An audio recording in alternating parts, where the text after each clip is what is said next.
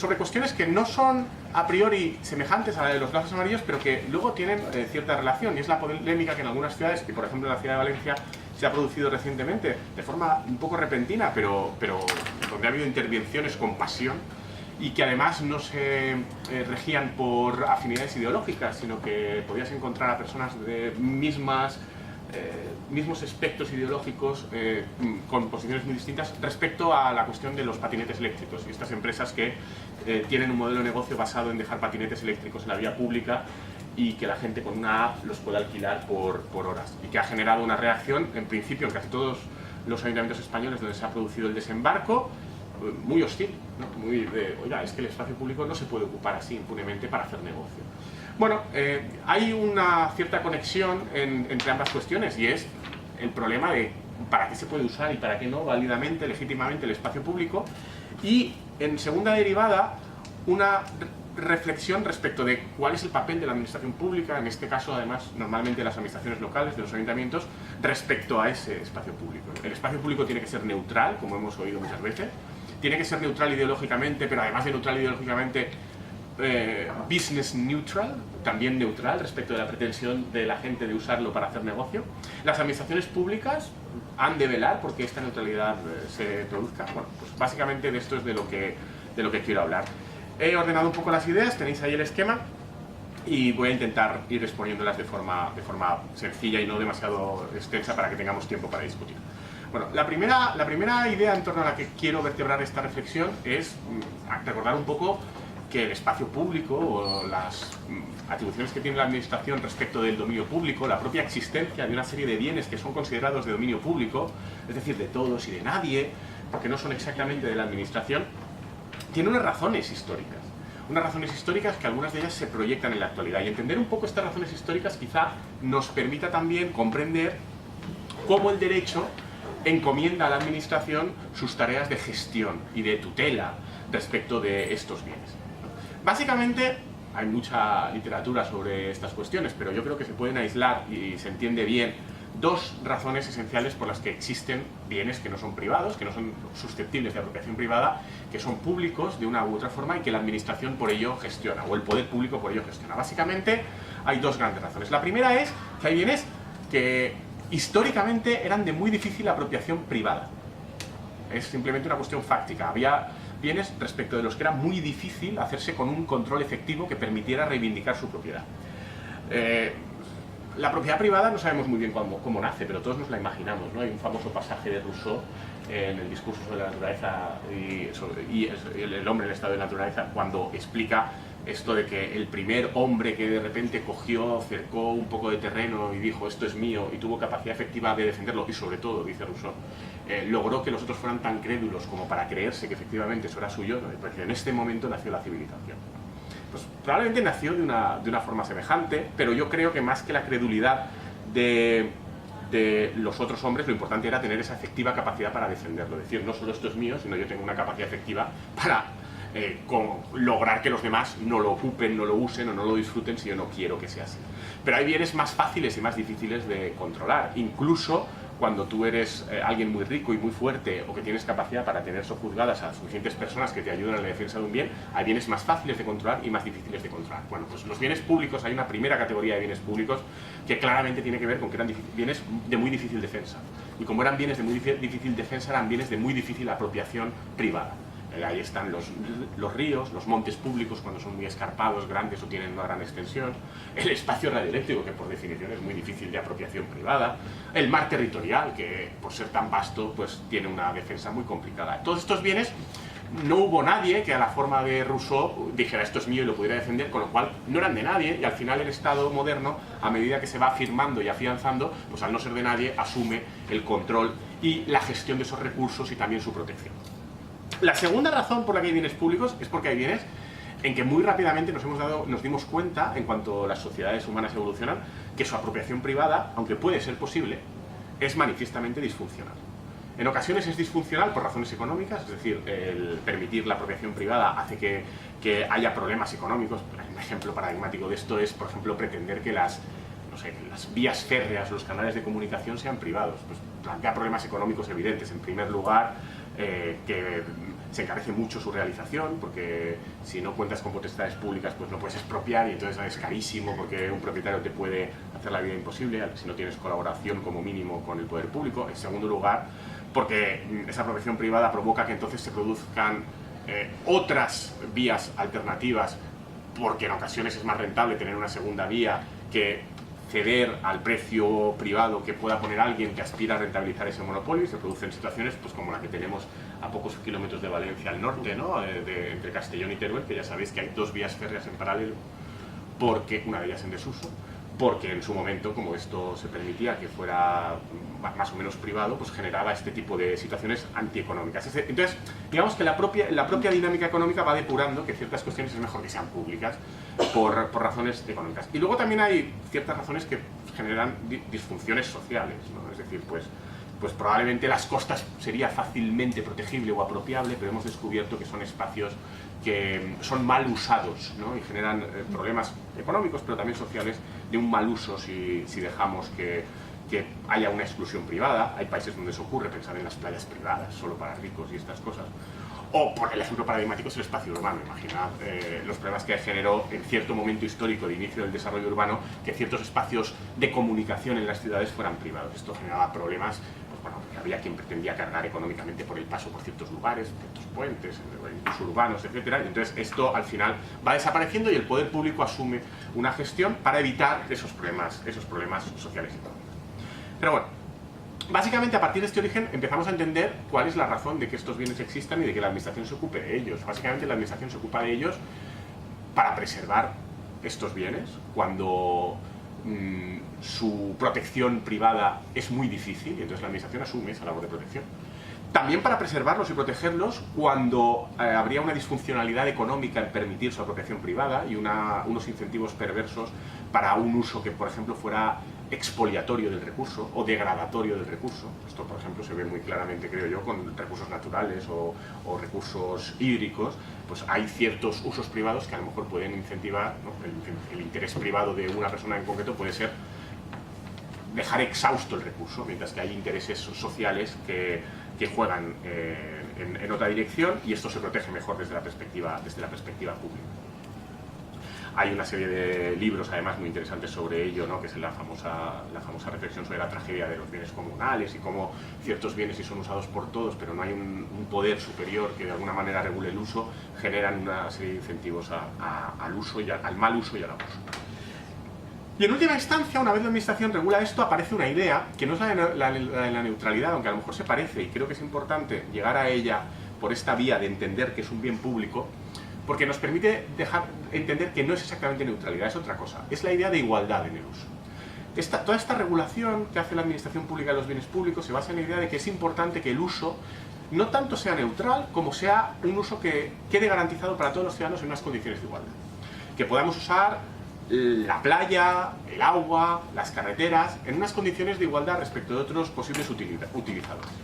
Y toda la actuación pública en materia de bienes públicos, en el fondo, se puede agrupar en estas dos ideas. La idea de proteger el propio bien, garantizar que su uso va a ser adecuado, que se va a preservar, que ciertas disfuncionalidades económicas no van a generar que una apropiación privada acabe deteriorando el bien. Y por otra parte, garantizar que haya usos que sean socialmente funcionales, en el sentido de permitir a todo el mundo un uso en condiciones, ya digo, de más o menos igualdad. Bueno, esta es la idea. Veréis que aquí no aparece, de momento, esa pretensión de neutralidad.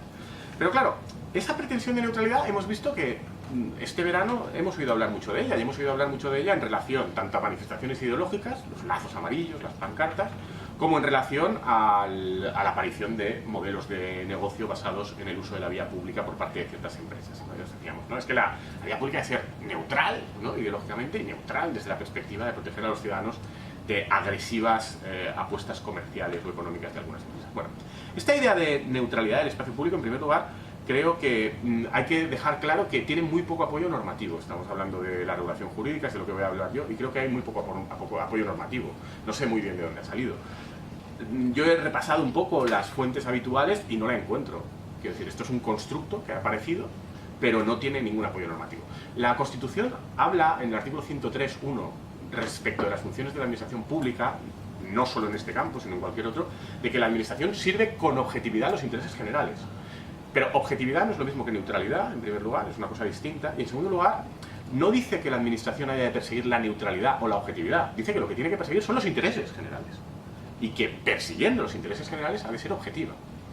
Pero no dice que no haya que perseguir unos intereses. Es decir, es todo lo contrario de la neutralidad, decir que hay unos intereses generales que han de ser perseguidos. Intereses generales que son definidos jurídicamente por el propio ordenamiento jurídico. Y tenemos una serie de valores, tanto en la Constitución como en las normas que desarrollan cualquier cuestión, y también esta, que determinan exactamente cuáles son los valores que encarnan esos intereses generales que la Administración tiene que proteger. De hecho, el artículo 9.2 de la Constitución, de nuevo, no habla de objetividad, sino que al revés establece que los poderes públicos tienen que tener una actuación proactiva en la defensa de ciertos valores e intereses. Es decir, es coherente con el 103.1 y no aparece por ningún lado la idea de neutralidad. Tampoco en la regulación respecto de los usos de los bienes y del espacio público hay ninguna referencia a la neutralidad, ahora lo veremos, hay referencia a otros valores. Y hay otras ideas que tienen que ver con este origen del que hablaba yo antes. En este punto quiero dejar claro que la idea de intereses generales y este servicio a los intereses generales de la Administración significa que los intereses generales los tiene que definir alguien. Y como he dicho yo, el ordenamiento jurídico nos define algunos. Pero nuestro ordenamiento jurídico tiene un sistema para definir cuáles son los intereses generales a los que sirven los poderes públicos, que es el modelo representativo a partir de unas elecciones donde los ciudadanos votamos a unas instancias políticas que dentro del marco del ordenamiento constitucional tienen capacidad para delimitar algunos determinados objetivos o intereses que serán luego perfectamente legítimos en su persecución por parte de la actuación administrativa.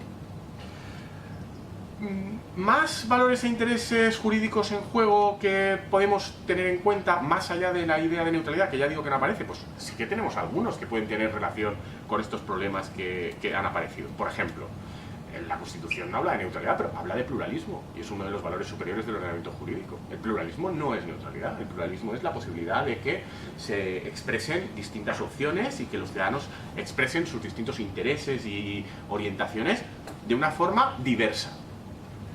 Neutralidad significa ir a un entorno neutro, donde no haya inmisiones, ¿no? Aparentemente virgen desde una serie de consideraciones, no sé si ideológicas o de mercado de las ideas. No tiene nada que ver eso con pluralismo. Y la Constitución lo que habla es de pluralismo. Claro, si nosotros nos centramos en que el espacio público ha de ser neutral y las administraciones públicas han de velar porque sea neutral, llegaremos a unas conclusiones distintas a si la idea esencial que tenemos, esos intereses públicos que la administración ha de perseguir con objetividad, son el conseguir espacios plurales, porque entonces lo que tendría que hacer la administración es velar porque todos los ciudadanos puedan expresarse en condiciones de igualdad. Otros valores que aparecen en la Constitución y que no son el de neutralidad son el de igualdad, ya lo he comentado. El 9.2 hace referencia a la igualdad, el 14 hace referencia a la igualdad, y además una igualdad que ha de ser preconizada y que los poderes públicos han de intentar garantizar y lograr remover las condiciones que dificulten su efectiva consecución. Esto tiene que ver, de nuevo, la idea de igualdad con una de las ideas iniciales que decíamos que explican la aparición de una intervención pública para regular ciertos espacios, que era lo de garantizar que todos los ciudadanos lo puedan usar, ¿no? Pero de nuevo no tiene nada que ver con la neutralidad. O por ejemplo, un último valor constitucional que creo que es importante y que tiene sentido recordar es el de participación, el derecho de participación política del artículo 23, que de nuevo no tiene nada que ver con la idea de neutralidad, sino al revés. Tiene que ver con la idea de que los ciudadanos expresan por una serie de mecanismos participativos sus preferencias, y esas preferencias van a determinar legítimamente la orientación de políticas públicas. Es decir, no solo es que no encontremos referencias a la neutralidad, sino que encontramos valores y alguna serie de pronunciamientos, tanto en la Constitución como en el resto del ordenamiento jurídico, que apuntan más bien en otra dirección. Y si vamos a la regulación concreta de cómo las administraciones públicas, en principio, tienen que gestionar los espacios públicos, ¿no? La pista más evidente es la regulación de los bienes de dominio público.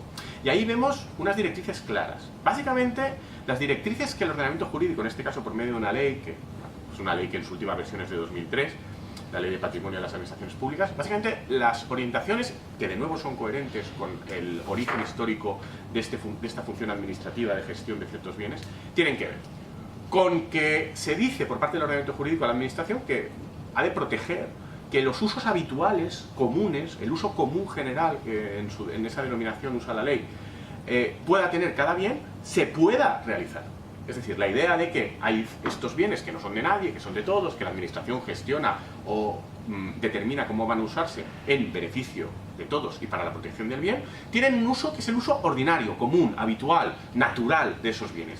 Y la administración lo que debe proteger es el bien y proteger que todos los ciudadanos puedan, en condiciones de igualdad, realizar ese uso. ¿Cuál es el uso común general? El uso habitual que permite a un ciudadano beneficiarse de ese bien sin impedir que otros lo hagan. Pues es nadar en la playa, es beber agua de un río, es pescar con ciertas condiciones, ¿no? Es pasear por la calle o conducir un vehículo. Estos usos en principio son absolutamente libres y siempre nuestro ordenamiento jurídico ha dicho que no plantean ningún problema, pero se pueden regular. De hecho, siempre hay regulaciones de estos usos, porque aunque sean usos que no plantean demasiados problemas, en ocasiones la saturación pues los genera.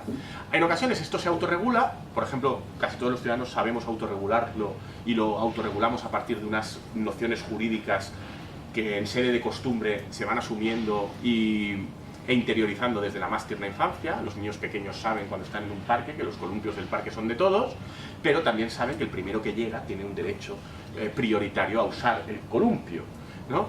Por eso de priori tempore potere injure.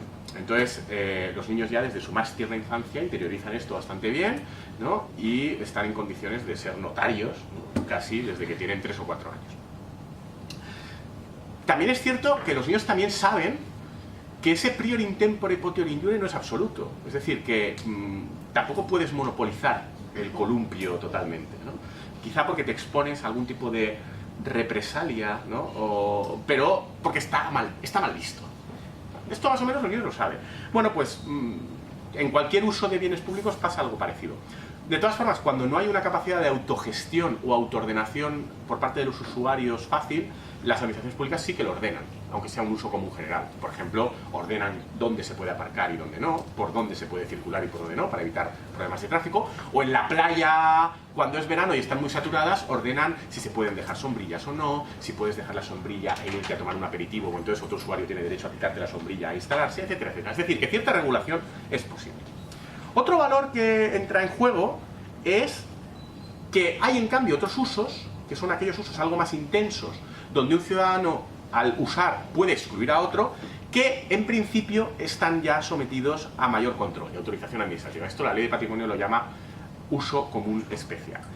Lo interesante aquí es cómo lo define la ley. La ley habla de mayor peligrosidad del uso, mayor intensidad del uso, o en algunos casos obtención de una singular rentabilidad económica. Fijaos que no dice obtención de rentabilidad económica, sino obtención de singular rentabilidad económica, lo cual permite ser flexible, es decir, no cualquier rentabilidad económica pasaría a ser un uso común especial.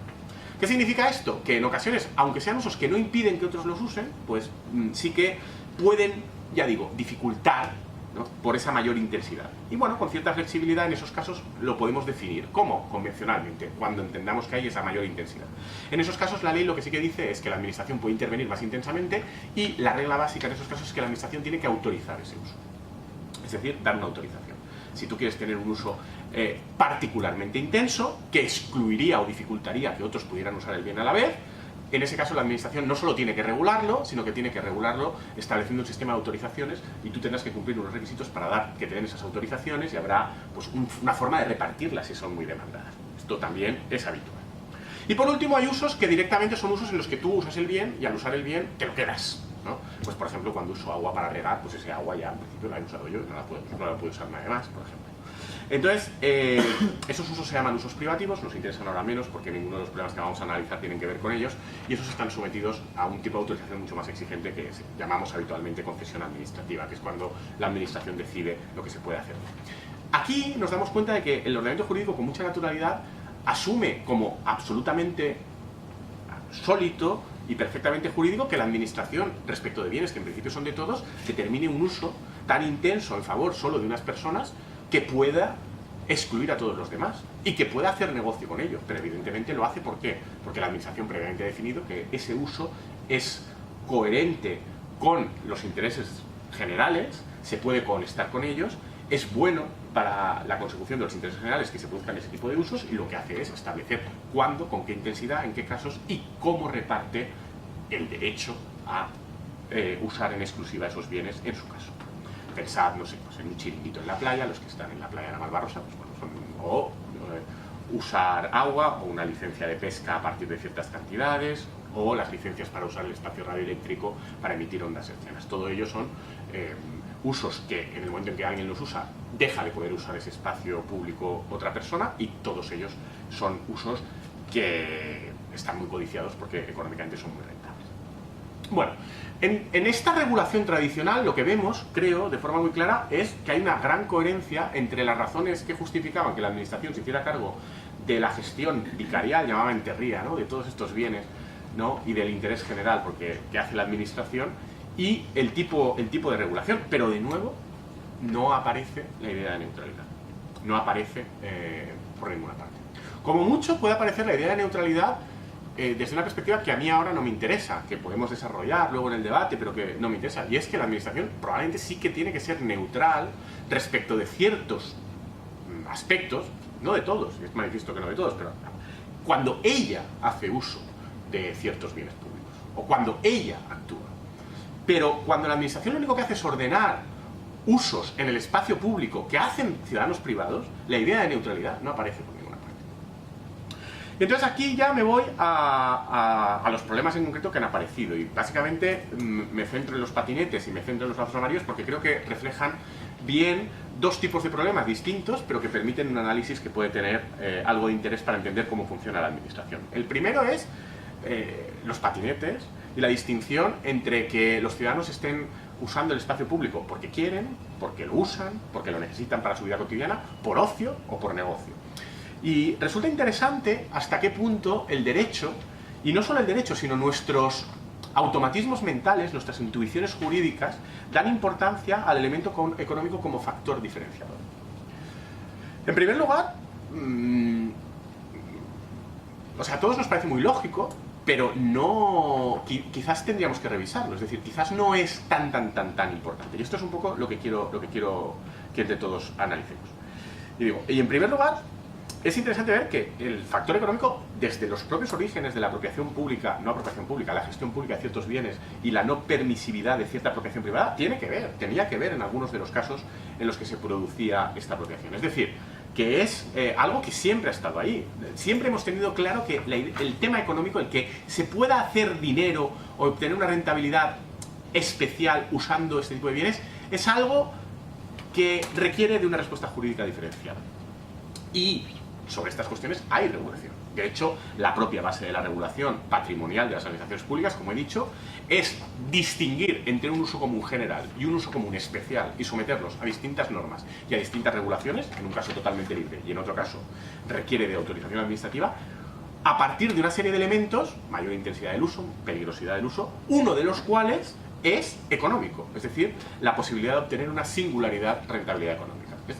Es decir, que es absolutamente habitual el atender a este factor. Y esto explica tanto la regulación que tenemos como el automatismo jurídico en el que hemos sido educados, que todo el mundo haya visto como muy normal que se deje circular a los patinetes eléctricos cuando la gente los usa privadamente y es su patinete, y los usa por ocio, o los usa para ir al trabajo, o los usa porque los necesita, o porque se quiere divertir. Y bueno, se ha visto como una cosa que no se puede prohibir, que como mucho se ha de poder regular si plantean problemas de peligrosidad en la circulación, pero nada más. Y en cambio, en cuanto una serie de empresas han pretendido usar esta misma actividad para sacar dinero, se han encendido muchas alarmas sociales y jurídicas, hasta el punto de que, por ejemplo en Valencia, pues como sabéis, la policía local retiró los patinetes. Bueno, ¿tiene esto sentido? Pues jurídicamente sí tiene sentido, es decir, sí que permite nuestro derecho establecer esta distinción. Que lo permita no significa que la solución sea automática, porque la ley en España, tanto la ley de patrimonio de las administraciones públicas como luego las distintas ordenanzas locales que se deducen de ella regulando esta cuestión, no dicen que cualquier rentabilización económica suponga necesariamente que el uso es un uso común especial, ergo sometido a autorización. Dicen que ha de ser una singular rentabilización económica, con lo cual dejan un margen de apreciación discrecional en el que cada uno de nosotros podrá tener una opinión respecto de lo que es singular, lo que es suficientemente importante como para ser singular, y cada ayuntamiento tendrá su opinión. Esto tiene una ventaja, y es que permite que quienes consideran que el mero uso de un bien público ya es una un aprovechamiento económico, que hay desde una perspectiva estrictamente economicista de la existencia, esto sería cierto, ¿no? Pues nos permite eliminar estos aprovechamientos económicos de los sometidos a autorización. Entonces es cuando son particularmente importantes, singulares, etc. La cuestión es que jurídicamente se puede hacer la diferenciación. La cuestión es que además hay muchos ejemplos, algunos divertidos, que nos explican cómo el que algo tenga un valor económico altera la visión que el derecho tiene respecto de si estás haciendo uso del espacio público o no. Yo os he puesto ahí en el esquema el ejemplo de actividades que se consideran perfectamente normales y perfectamente lícitas y que se desarrollan incluso en dominio público, en dominio privado, no dominio público, que en cuanto tienen un contenido económico, el derecho público de gestión del dominio público las atrae. Por ejemplo, poner publicidad en una fachada, en mi casa. Yo en mi casa, todo el mundo tiene asumido que puede poner una bandera, por ejemplo. Nadie vería, creo, lógico, luego hablamos un poco de estas manifestaciones expresivas, que la administración le prohibiera a alguien poner una bandera en su casa. Pero en cambio, si pone publicidad, sí que se lo puedes prohibir, ¿no? Y está perfectamente regulado, ¿no?, el mensaje publicitario que tienes derecho a hacer o no. Porque se dice, aunque esté en dominio privado, como se ve desde el dominio público, hay una disatractiva de la idea pública que se manifiesta solo cuando estás haciendo negocio.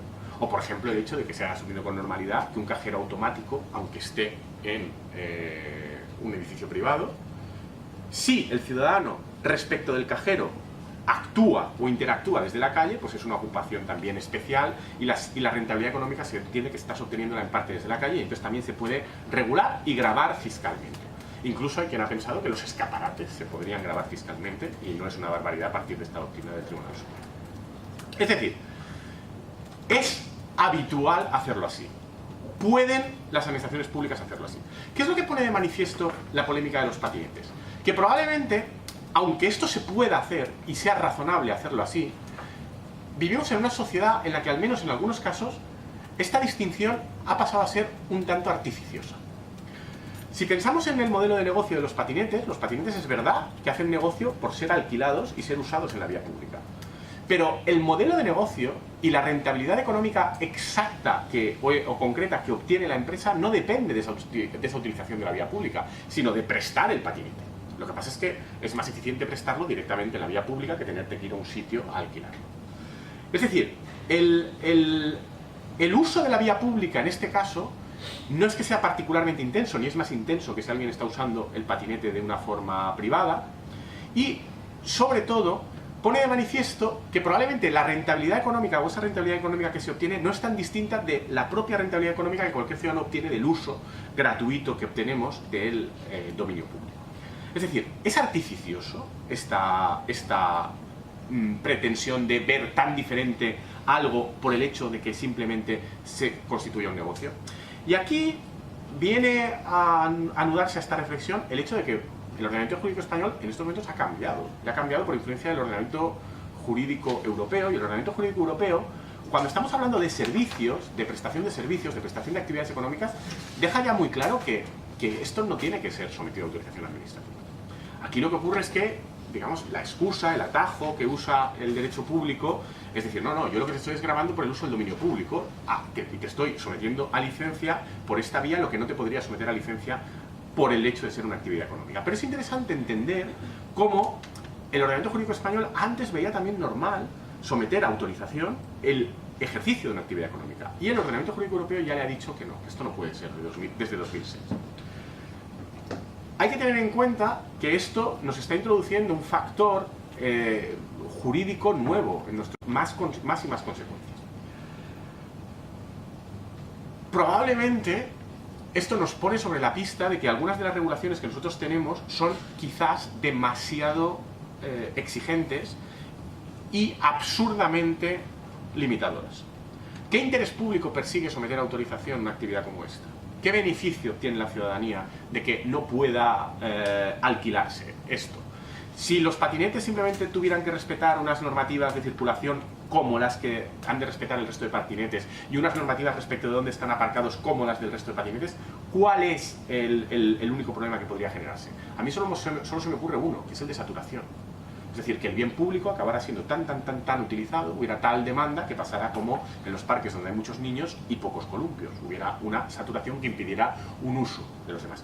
Pero esto, mientras no ocurra, no hay por qué limitar el uso. Es decir, no tiene sentido una regulación de los columpios de los niños que digan que los niños solo pueden columpiarse 5 minutos y después han de dejárselo a otro, si no hay niños haciendo cola. Entonces, mientras no haya un problema efectivo de saturación de patinetes, no tiene sentido establecer una restricción que es claramente desproporcionada. Es decir, parece sensato empezar a eliminar el elemento estrictamente económico como una clave jurídica que permita diferenciar tanto hasta el punto de limitar actividades que cuando no media actividad empresarial entendemos que no son malas, ni peligrosas, ni generan externalidades negativas, ni generan problemas para el interés público, sino más bien todo lo contrario. Y desde este punto de vista, creo que hay que recordar una regla bastante clara respecto a la gestión del espacio público y de la vida en comunidad y de la vida de la ciudad, que tiene mucho que ver con la propia aparición de las ciudades como modos organizativos. Esto se usa normalmente una expresión alemana medieval que dice que el aire de la ciudad hace libre, ¿no? Stadt, Luft macht frei. La idea es que en las ciudades se podían hacer muchas cosas que en otros sitios no, porque justamente las ciudades tenían una serie de privilegios jurídicos que impedían ciertos controles feudales sobre actividades económicas y permitían a la gente desarrollar su vida social, que sobre todo era económica, de una forma más libre. Y eso era bueno, eso generaba desarrollo, generaba que aparecieran cosas nuevas y cosas buenas para los demás. Esto, en vez de usar el eslogan alemán medieval, hay un economista que estudia en la Universidad de Valencia, que es muy divertido, que se llama Ramón Marrades, que lo explica apelando al punk, y dice que la gestión del espacio público ha de hacerse con una idea punk, es decir, pocas reglas y permitir que las cosas buenas pasen, porque normalmente si dejas que pasen, acaban pasando. Y solo actuar cuando pasan cosas malas. Bueno, pues probablemente hay algo de malo en sí en que una actividad sea aprovechable económicamente, no. Con lo cual, como no hay nada de malo en sí en eso, no tiene sentido que esa sea un factor de diferenciación para introducir más restricciones. Con una misma aproximación liberal y punk, creo que tenemos que afrontar el otro gran tema jurídico del verano, que es el de los lazos amarillos. Y con más razón en este caso, porque en este caso estamos hablando del uso del espacio público cuando los ciudadanos no hacen negocio, y ya he dicho que no creo que hacer negocio tenga que ser algo tan redelimitador de la intervención jurídica por parte de las administraciones públicas, pero es que en este caso no es que no hagan negocio, es que están haciendo algo que es ejercicio de un derecho fundamental, el ejercicio a la expresión de sus ideas. En este sentido, los derechos fundamentales siempre hemos dicho que tienen una visión expansiva, que en ausencia de regulación hay que entender que lo amparado por ellos ha de ser interpretado favorablemente, que hay una idea favor libertatis, ¿no? Con lo cual, a priori, y más aún en ausencia de regulación sobre esta cuestión, parece que lo que tendríamos que hacer es asumir que estos mensajes pueden emitirse. Sí que hay regulación en un aspecto, que es el de la publicidad. Entonces ha habido gente que ha dicho, no, es que esto está regulado, ¿no? Y la publicidad ya sabéis que está muy regulada. Ya he dicho antes que por esta vis expansiva que le damos al hecho económico, extendemos al ámbito de la regulación administrativa la posibilidad de regular actividades puramente privadas, aunque se hacen en dominio privado, como era la emisión de mensajes publicitarios. Entonces sí que hay normativas respecto de la publicidad en vía pública. Lo que ocurre es que nuestro ordenamiento jurídico no entiende la publicidad exactamente en los mismos términos que la expresión de mensajes que tienen que ver con la libertad ideológica. Protege mucho más a los que tienen que ver con la libertad ideológica.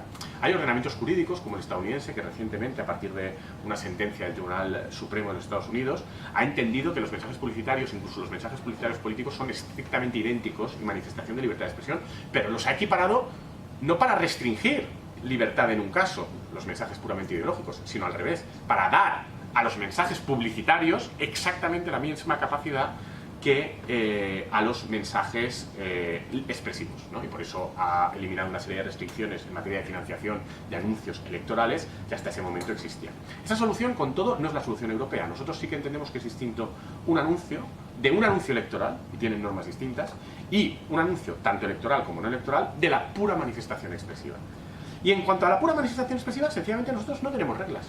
¿Cómo hemos funcionado en la gestión del espacio público? Pues un poco como los niños en los parques con los columpios, hemos funcionado de forma autogestionada. y hemos permitido la mayor parte de las manifestaciones expresivas en el espacio público sin mayor problema, excepto cuando generaban verdaderos y claros trastornos. Por ejemplo, no permitimos que ensucien, no permitimos que dañen edificios. Pero mientras eso no se produzca, hemos aceptado tradicionalmente con mucha tolerancia todo tipo de mensajes, tanto los reivindicativos como los más, si queréis, tontos, ¿no? Los papelitos en una farola a principio de curso de se busca compañero para compartir piso.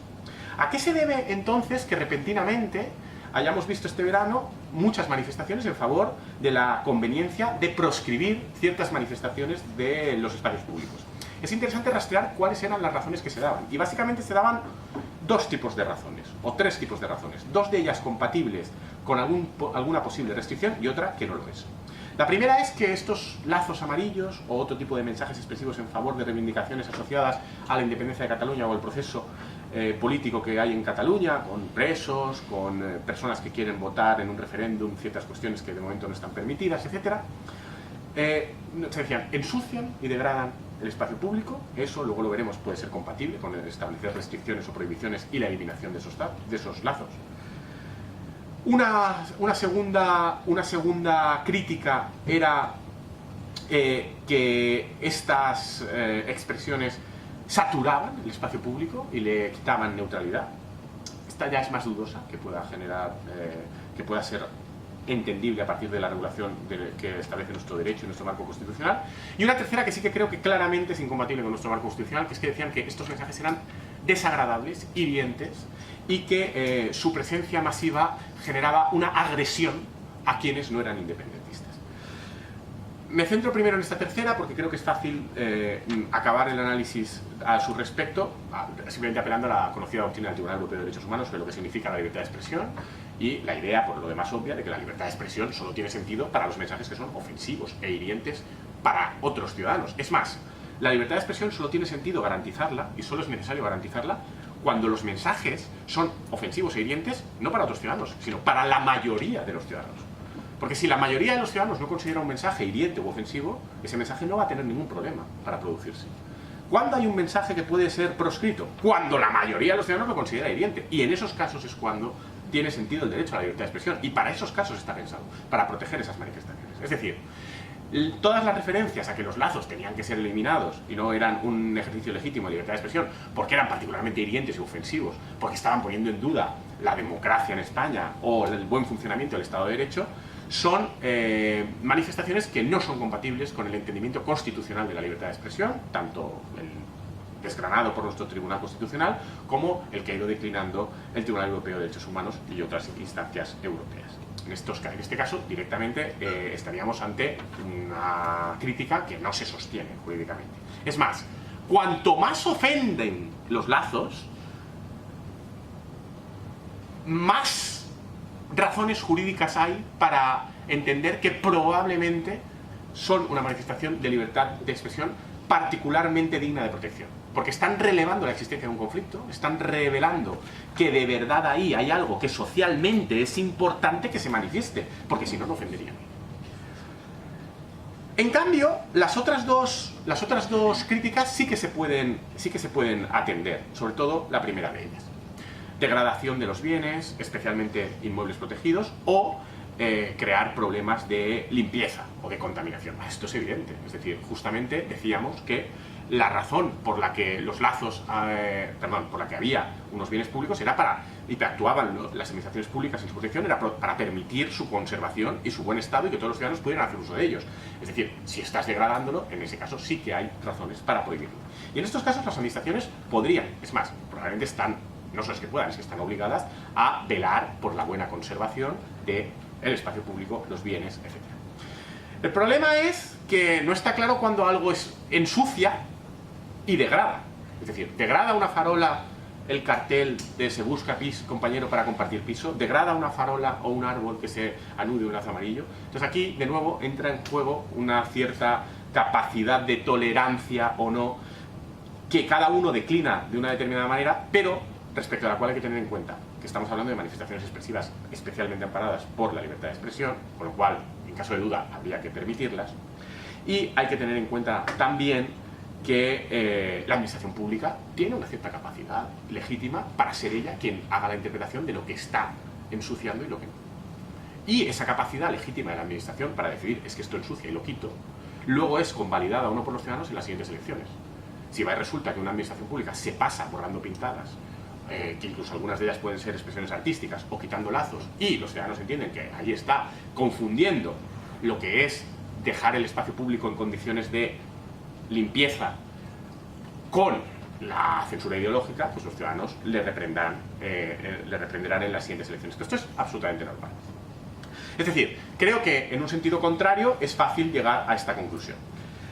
Es más interesante, por difícil, el tercer elemento de crítica, y es si al permitir los lazos por entender que no ensucian, cosa que es perfectamente posible, ya digo, en la mayor parte de los casos, y generarse una no total ocupación del espacio público, sino en algunos casos sí una ocupación muy intensa del espacio público con ello, eso altera la neutralidad y supone que la administración debería actuar. Como ya he dicho antes, la idea de neutralidad es ajena a nuestro ordenamiento jurídico en esta cuestión, con lo cual creo que no hay que analizarlo desde este prisma, sino que habría que analizarlo desde el prisma de, al hacer esto, estás impidiendo el uso a otros, estás impidiendo que otros se expresen. Mientras la respuesta sea no, estamos en el caso equivalente al del parque, donde hay columpios todavía libres para que otros niños se puedan columpiar, y no habría nada que decir. Si hubiera un caso hipotético en el que hubiera tal ocupación que otra persona no pudiera expresarse, pues probablemente en ese caso estaría justificado, en cambio, una retirada. Retirada que a lo mejor no tiene por qué hacer la administración, y que ocurre, como en el caso de los niños, que es la propia presión social la que lleva a obligar al niño a que deje de columpiarse cuando ha pasado suficiente espacio de tiempo y hay otros esperando. Lo interesante aquí es, esto se autogestiona igual que el parque público. ¿Y cómo se está autogestionando? Pues con ciudadanos que retiran los lazos. Y probablemente es la mejor y más sensata forma de gestionar esto. Igual que cuando alguien que busca compañero para piso de estudiantes ocupa demasiadas farolas, hay una dinámica de autogestión consistente en que otros ponen encima sus carteles o directamente los arrancan para tener espacio. Es decir, no es tan distinto. No creo que la administración pública tenga que intervenir como una especie de árbitro que determine cuál es el espacio adecuado que ha de tener cada idea. No es su función, porque, insisto, no hay una obligación de neutralidad, sino de respetar la igualdad y el pluralismo. Podemos analizar aquí, eso sí, si es simétrica la acción de quitar un lazo y la de ponerlo. Mi intuición jurídica, aunque esto lo podemos debatir luego, es que es bastante simétrica. Y mi intuición jurídica es que de nuevo estamos en un espacio más de autorregulación que de normas donde la administración tenga una obligación jurídica de intervenir de alguna forma. Es decir, es más una cuestión de buena educación social en el uso de los bienes de todos, el probablemente no retirar un lazo o una manifestación expresiva. Igual que no retiraríamos el cartel de otra persona de se busca compañero para compartir piso, e igual que no le afearíamos la conducta a un niño que está en un columpio si efectivamente no hay otros niños que estén haciendo cola. Y en cambio, probablemente no habría un reproche de mala educación en el uso compartido de bienes si ese espacio hubiera estado muy ocupado impidiendo otras manifestaciones expresivas, y ocurriría como con la farola, como si todas las farolas están ocupadas y entonces lo pones encima, o como si el niño está ocupando mucho el columpio. En cualquier caso, no creo que las administraciones públicas tengan aquí ninguna obligación jurídica de actuar. Y me parece que a la luz de nuestro ordenamiento jurídico es bastante complicado extraer que haya una obligación de hacerlo. Por último,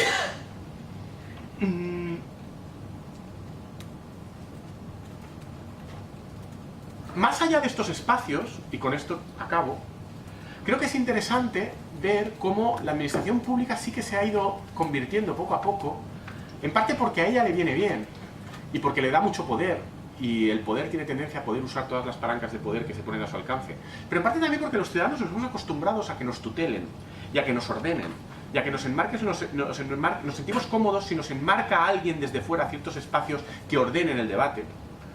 Nos hemos acostumbrado a que, siguiendo con el paralelismo de los niños en el parque, en vez de autogestionarnos y permitir que a partir de nuestras interacciones y nuestra buena o mala educación sean los propios niños los que aprendan a compartir los columpios bien, nos hemos acostumbrado y tendemos a pensar que es más cómodo que haya una regla clara que nos diga solo se puede usar el columpio un máximo de 5 minutos y luego usted lo tiene que desocupar.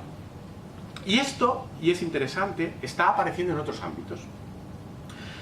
Un ámbito cada vez más importante común, pero que no es un bien público y nunca lo hemos entendido como un bien público, es el ámbito de la discusión.